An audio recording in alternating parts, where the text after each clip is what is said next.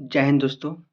तो आज आप लोग मैं अपने बारे में आज आप लोगों को पूरी बातें बताऊँगा और मैं क्या करता हूँ और क्या चीज़ की मैं स्टडी करता हूँ और क्या-क्या मतलब कि तैयारी करते हैं। तो आइए हम आप लोगों से बातें करते हैं। तो मेरा नाम सुबोध कुमार है और हम एक बीपीएससी एस्पिरेंट हैं, जो कि हम अभी तक 1 साल हो गया हमारे बीपीएससी की तैयारी की। जो हम केजीएस से केजीएस से अपनी पढ़ाई को किए हैं और हमारी सिलेबस तो ख़ैर ख़त्म हो गई, लेकिन हम लोग अभी तैयारी में लगे हुए हैं ताकि उसका रिवीजन कर सकें। तो हम लोग को ये हमेशा एक डर बना रहता है कि होगा कि नहीं होगा, हमसे हो पाएगा भी या नहीं, हम जो डिसीज़न लिए ये सही है कि गलत है। ये हम सब की एक बहुत बड़ी मतलब कि मिस पॉइंट है कि जो इस पर कोई बात नहीं करता है कि आखिरकार जो हम डिसीज़न लिए सही डिसीज़न लिए हैं कि नहीं लिए हैं। आखिरकार हम कुछ गलत तो नहीं कर रहे हैं, जो हम पढ़ रहे हैं इतना ही काफ़ी है या और हमें पढ़ना चाहिए। करेंट अफ़ेयर के लिए क्या पढ़ रहे हैं, क्या छोड़ें? बहुत सारी बातें रहता है जो कि स्टूडेंट को परेशान करके रख देता है कि क्या करें, क्या नहीं करें। तो देखिए बातें कुछ ऐसी रही है ताकि हम भी ह हमें भी कुछ मतलब टीचर लोग मिले हैं तो बढ़िया ही मिले हैं। जो भी कुछ न कुछ हमें अपने विचारों को बताए हैं कि क्या सही है, क्या कैसे तैयारी करनी चाहिए और क्या नहीं करनी चाहिए। तो देखिए एक स्टूडेंट का लक्ष्य होता है अपना कर्म कर्म को करना। वो अपने कर्म को करता है, कब उसको फल मिलता है उसे खुद नहीं पता चलता है। इसलिए आप अपना कर्म करते रहिए, क्योंकि आपके अधिकार क्षेत्र में केवल और केवल कर्म ही आता है जो आप कर सकते हैं। देखिए होना या ना होना ये तो ख़ैर बात की बात है। ये आप पर डिपेंड नहीं करता है। आप अपनी 100% दीजिए और ये होगा ही होगा। काहे कि हम जैसे मानव ही तो किया है। ये बीपीएससी कोई तो अलग प्लेनेट से आकर तो मतलब अलग ग्रह से आकर तो मतलब कि निकाला नहीं है। उदाहरण तो सामने ही है और होगा भी क्यों नहीं। हमारी प्लानिंग, हमारी रणनीति सक्सेस करेगी ही करेगी। एक बात और, आप क्योंकि हमारे भी टीचर लोग कुछ न कुछ बताए ही हैं, तो आइए आज आपसे हम शेयर करते हैं कि क्या-क्या हम जाने अपने टीचर से। देखिए, जब आप तैयारी कीजिए तो आपको जब आपका रिज़ल्ट आए, तो आप ये नहीं मतलब कि मिस कीजिए कि हम 1 घंटा और पढ़ लेते तो मेरा हो जाता। तो माना कौन किया था? जब आपको ऐसा लगता है, जब रिज़ल्ट आ जाने के बाद कि हम 1 घंटा तैयारी कर लेते तो मेरा हो जाता, तो माना तो कोई किया नहीं था। हाँ, तो वही बात है। आप जब तैयारी कीजिए तो आप अपना 100% दीजिए। कभी भी मिस नहीं करना चाहिए कि हाँ, इतना मतलब कि पढ़ सकते हैं और हम मतलब पढ़ सकते जितना पढ़ना है उतना ही पढ़ रही है। कभी भी मतलब कि एग्ज़ाम देने के बाद ऐसा नहीं लगा कि हाँ, थोड़ा-सा और पढ़ लेते हो जाता। आपको एग्ज़ाम देने के बाद ऐसा फ़ील होना चाहिए था कि हमको जितना सामर्थ्य था, हम उतना दिए। इससे ज़्यादा हम नहीं कर सकते थे और हमसे नहीं हुआ तो ये हमारा गलती नहीं है, हमारे नसीब में नहीं है। ख़ैर ये तो नौबत आएगा नहीं, क्योंकि देखिए अगर आप लोग रणनीति अपनी कुछ होता ना है कि हाँ, एक नीति के साथ अगर हम प्रिपरेशन को करें तो सक्सेस होगा ही होगा, एकदम होगा।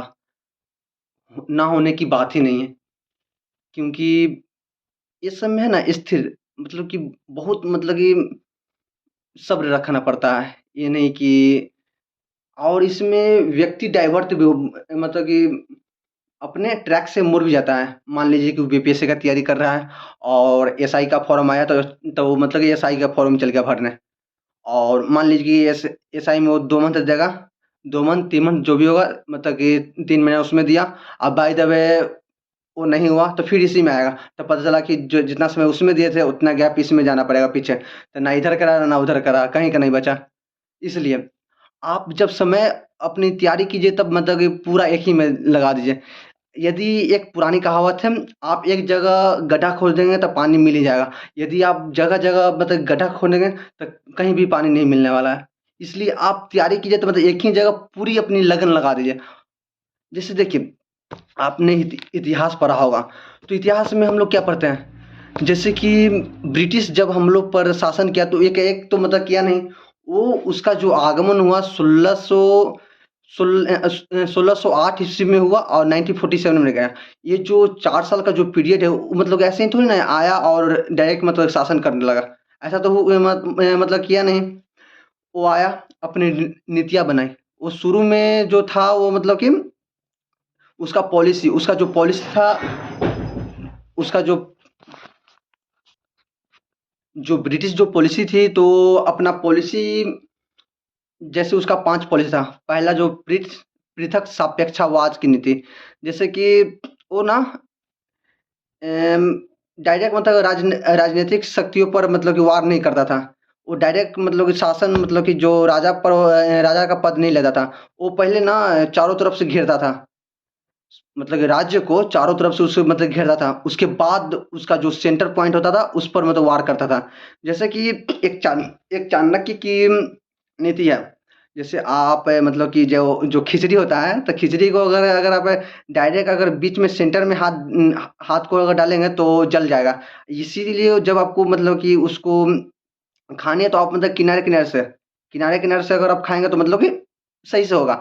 इसलिए जो ब्रिटिश आए तो हम लोग पर जब वो शासन किया तो डायरेक्ट तो मतलब किया नहीं शासन। तो वो पहले ना चारों तरफ से घेरा हम लोगों को। जैसे कि उसकी 5 नीति थी। पहला सापेक्ष पृथकतावाद की नीति, जो दूसरा था समानता की नीति, पॉलिसी ऑफ इक्वालिटी, और जो थर्ड था वो घेरे की नीति। वो घेरे की नीति में क्या होता था कि वो 2 राजाओं को मिलाकर तीसरे को हरा देता था। जैसे मैसूर को जीता, मैसूर, मराठा, हैदराबाद, ये सब मतलब करता था। और जो उसका फोर्थ था वो सहायक संधि। सहायक संधि में होता था कि वो राज्य की संप्रभुता को छीन लेता था। जैसे कि राज्य का जो आंतरिक का बाह्य जो है वो मतलब कि उम, जो मतलब आंतरिक का बाह्य शक्ति था वो मतलब कि ब्रिटिश के पास चला था। वो अब कोई भी संधि करेगा, युद्ध करेगा तो ब्रिटिश से पूछ कर करेगा। वो राज्य जब मतलब संधि, युद्ध और जो व्यापार करेगा तब मतलब कि ब्रिटिश से पू यानी कि सहायक संधि में होता था कि वो अप्रत्यक्ष रूप से राज्य ब्रिटिश के हाथ में चला गया। सहायक संधि में होता था। और जो 5वां जो नीति लगाया डलहौजी के द्वारा, वो तो पूरा एकदम बदल के ही रख दिया राज्यों को। जैसे कि 5वां जो जो नीति लगाया वो राज्य हड़प की नीति, यानी कि कुछ किसी के तहत तो मतलब कि राज्य को हड़प लेता था। जैसे कि उसने ने एक नीति लगाया था, यदि आप यदि मतलब उत्तराधिकारी गोद लिया हुआ है तो वो मतलब कि यदि किसी राजा का उत्तराधिकारी यदि गोद लिए हुए है तो वो मतलब कि राजा का बेटा अगर उत्तराधिकारी जो है मतलब गोद लिया हुआ है तो उत्तराधिकारी नहीं बन सकता है। या फिर जैसे कि अवध को हटाया, अवध पर मैंने कुशासन लगाकर उसको मतलब कि हड़प लिया। और फिर से सतारा सबसे पहले उसका नाम आता है, सतारा को। तो ऐसे ही नीति उसने भी बनाया और उसने भी हम पर राज लगभग 400 साल किया। 400 साढ़े 400 साल हम पर राज किया। एप्रोक्स 1608 यानी कि साढ़े 300 साल एप्रोक्स मान सकते हैं आप। तो इसी प्रकार कोई भी काम नीति से होता है। आप जब अपने तैयारी में साम, दाम, दंड, भेद सब लगा देंगे तो होना ही होना है, ना होने की कोई बात ही नहीं है। और बात रही बाय द वे असफल हो जाएँ, असफल तो ख़ैर होंगे भी नहीं। बाय द वे यदि क्योंकि देखिए तैयारी करने वाले स्टूडेंट लाखों में होते हैं और सिलेक्शन लेने वाले हज़ारों में। हज़ारों में नहीं सैकड़ों में होते हैं। क्योंकि तैयारी लाखों में करते हैं और जो सफलता जो मतलब सिलेक्शन मिलती है वो मतलब सैकड़ों में मिलती है। 450 सीट के लिए 8 लाख फॉर्म जाती है, यानी कि समझ सकते हैं आप। तो देखिए एक बात बता रहे हैं, बात रही तैयारी की, तो जब व्यक्ति एक यूपीएससी, बीपीएससी की तैयारी करता है तो वो ऐसे ही नहीं घूम सकता है। बाय द वे अगर नौकरी नहीं भी हुआ, जॉब नहीं हुआ तो केवल और केवल पद का अंतर रहेगा, नॉलेज दोनों का सेम ही रहेगा। ये हमारे खान सर बोलते हैं। खैर वो बात की बात है और वो सही भी बोलते हैं, ऐसा ही बात है। तो आप लोग अपने पूरे दिल से, पूरे दिमाग से तैयारी कीजिए।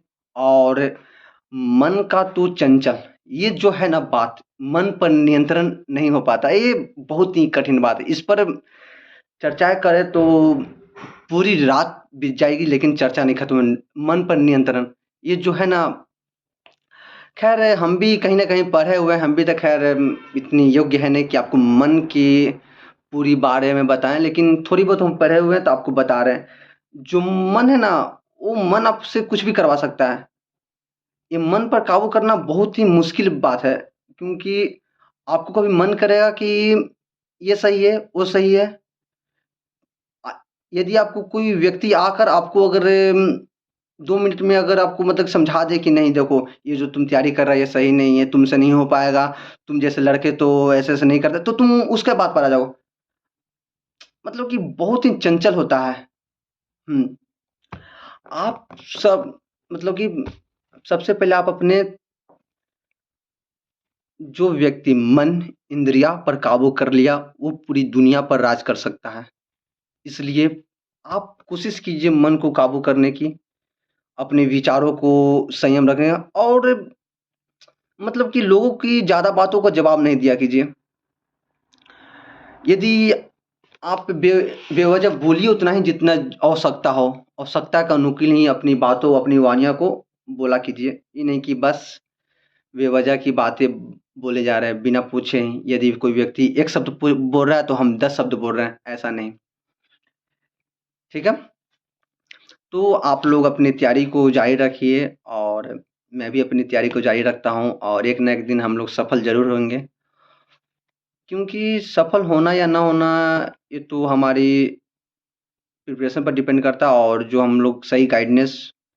एक बात और ऐसा होता है कि किसी का मान लीजिए कोई तैयारी कर रहा है, उसका कोई बैकग्राउंड बढ़िया है, तो ये सब कोई मायने नहीं रखता है। बाय द वे यदि यदि आपको लगता है कि जो अगला बच्चा तैयारी कर रहा है, तो उसका बैकग्राउंड बढ़िया है, तो हमसे ज़्यादा सक्सेस कर लेगा, तो ऐसा कुछ ज़्यादा डिफरेंस नहीं होता है।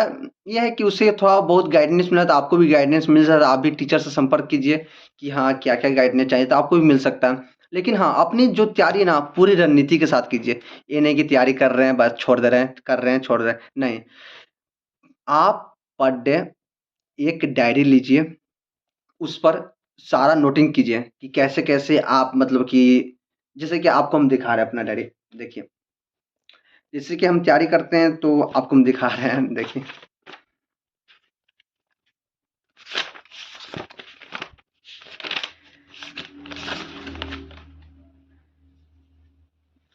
जैसे कि देखिए, आ रहा है फ़ोटो में।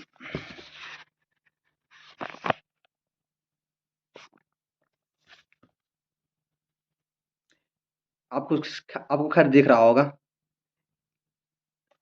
यदि देखिए, आप जो भी तैयारी कीजिए तो आप ऊपर लिखिए